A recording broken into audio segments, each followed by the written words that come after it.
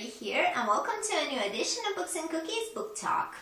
This is my May wrap-up video in which I will be talking a bit about the books that I have read during this month. It's actually been 7 books, not just the 5 that I have here. One of the books, which is Aristotle and Dante, Discover the Secrets of the Universe, is currently traveling to Cluj, which is a city in Romania, because it is part of the Traveling Book Project, which is an amazing project that Alison from Read Around the Rosie has come up with. And I have decided to try and organize it in Romania here, and so far it's going good. It's been to 2 people, myself and Alex from Alex Loves Books, and now it's on its way to Cluj, so yeah. The other book that I do not have pictured here is The Bones of You by Debbie Howells, which is an advanced reader's copy, an ebook that I have received thanks to NetGalley. I have read and reviewed it, and it was amazing. Honestly, like, I am a fan of mystery books, of thrillers, of books that deal with stuff that happen, and yeah, that was so badly said. Like, I love books that deal with stuff that happens. Jesus. The thing is, I love mystery books and books that have some things going on that keep the reader on the edge of their seat, and The Bones of You actually did this. It's like Gone Girl combined with The Lovely Bones by Alice Sebold. If you guys haven't read it, you need to check it out because it's fantastic. And it deals with the disappearance and later murder of a girl named Rosie. Definitely give it a go if you like mystery books, if you like psychological thrillers. It's absolutely amazing. I gave it a 4 out of 5 stars.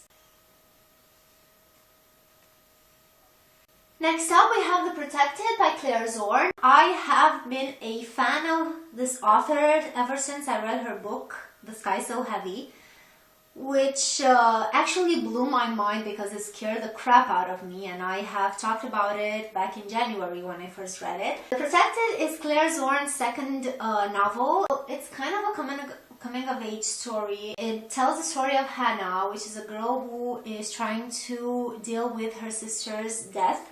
She was killed in a car accident, and Hannah was in the car with her. It's a very powerful and emotional book, and it's definitely a must-read for fans of contemporary, of books with sensible material. I had a lot of issues reading the bullying scenes because they were just so awful. It's really good, and I have come to really love Claire Zorn's writing. I actually began May with a reread of Angel Fall and World After by Susan E., which are the first and second books in the Penryn and the End of Days trilogy. End of Days just came out in May. I think it was May 12th in America and May 26th in Australia. I still haven't gotten my hands on it yet, but hopefully it will be here soon because a very dear friend of mine actually got it for me as a gift. Thank you so much, Ray. These books are fantastic. Like, Penryn is a super awesome kick-ass chick, like 17-year-old chick who is fucking amazing, and I love her, and she is in my top 5 favorite book heroines of all time. These books are seriously underrated. I have no idea why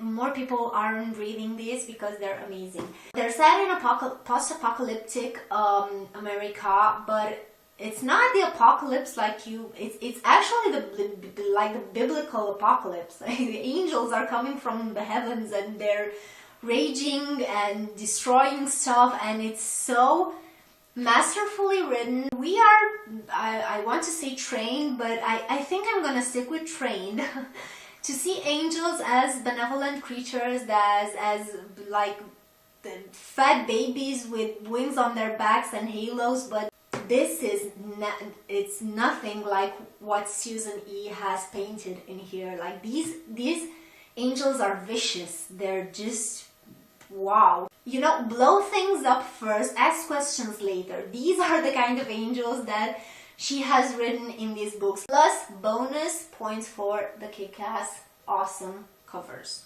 Look at them. Look. They're so pretty. Next up we have City of Stairs by Robert Jackson Bennett. This book was tough to get into. It took me about 150 pages to figure out what the fuck is going on. Sorry. Oops. I forgot to mention there will be swearing in this video, I'm sorry. It's so difficult to explain. What I can tell you is that it's a fantasy.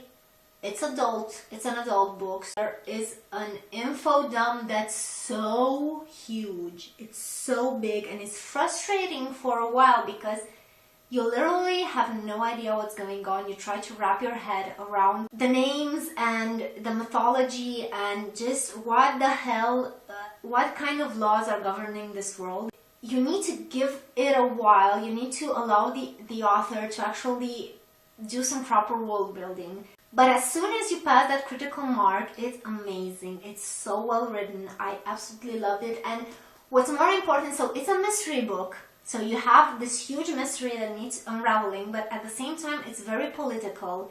So think Game of Thrones, like a Song of Ice and Fire, political. There are these two forces that just clash, and one of them is supported by divinities, which are basically gods, and the other one isn't. And the world that was governed by divinities enslaved the other, but then there was a rebellion and they fought back and the divinities just disappeared. It blew my mind. I never expected this. It blew my mind and I cannot wait. There's actually a sequel coming out. If you like books that are heavy, that are well written, that are mysterious, and that are not in the young adult spectrum, you need to read this book right now. And the last book that I will be talking about today is Hitless by Jennifer Brown.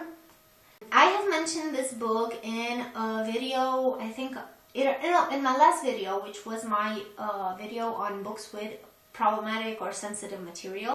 Hitless was amazing. It deals with a school shooting, like I mentioned before, but it's not the story of the shooting, it's the story of a girl whose boyfriend actually was the shooter there. And she's trying to come to terms with everything that happened and why he chose to do it and where his actions leave her, because she's pretty much hated by everyone because everyone thinks that she had something to do with what happened. And it's so amazingly well written. I flew through it. Like it's actually pretty big for a book. I mean, if you compare it with, I don't know, like this one, you see there's absolutely no comparison here because this one is like triple the size of this one. It was so easy to read. It struck a chord with me, and because I'm drawn to books with sensitive materials. I have no idea why this happens, but I enjoy this very much, and it's so good to see a subject like this, a subject matter like this that's well written and is breached with sensitivity and with realism, and this happens with this book. So guys, this was it for today. Look at my pretty books that I have read in May. May was an awesome reading month. I'm flying through my Goodreads challenge. I'm so proud of myself. Happy dance!